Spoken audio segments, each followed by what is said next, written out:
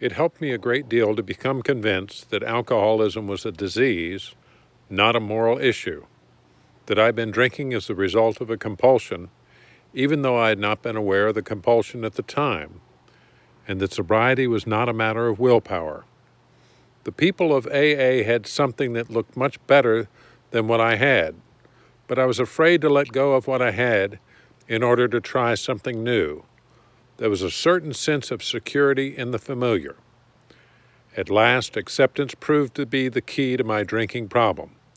After I'd been around AA for several months, tapering off alcohol and pills, not finding the program working very well, I was finally able to say, "Okay, God, it is true that I, of all people, and strange as it may seem, and even though I didn't give my permission, really am an alcoholic of sorts, and it's all right with me.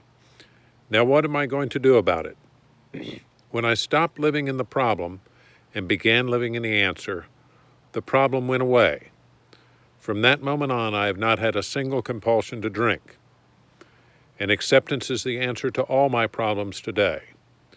When I am disturbed, it is because I find some person, place, thing, or situation, some fact of my life unacceptable to me, and I can find no serenity until I accept that person, place, thing, or situation as being exactly the way it is supposed to be at this moment. Nothing, absolutely nothing happens in God's world by mistake. Until I could accept my alcoholism, I could not stay sober. Unless I accept life completely on life's terms, I cannot be happy. I need to concentrate not so much on what needs to be changed in the world as on what needs to be changed in me and in my attitudes. Shakespeare said, "All the world's a stage, and all the men and women merely players." He forgot to mention that I was the chief critic. I was always able to see the flaw in every person, every situation, and was always glad to point it out, because I knew you wanted perfection just as I did.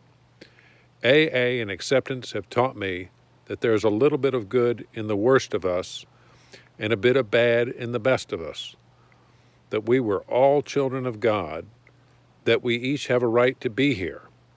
When I complain about me or about you, I am complaining about God's handiwork.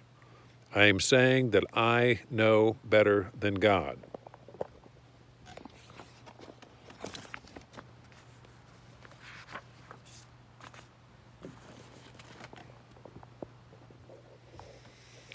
I can do the same thing with an AA meeting.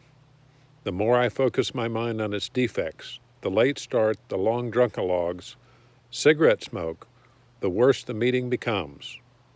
But when I try to see what I can add to the meeting, rather than what I can get out of it, when I focus my mind on what's good about it, rather than what's wrong with it, the meeting keeps getting better and better. When I focus on what's good today, I have a good day. And when I focus on what's bad, I have a bad day. If I focus on a problem, the problem increases. If I focus on the answer increases.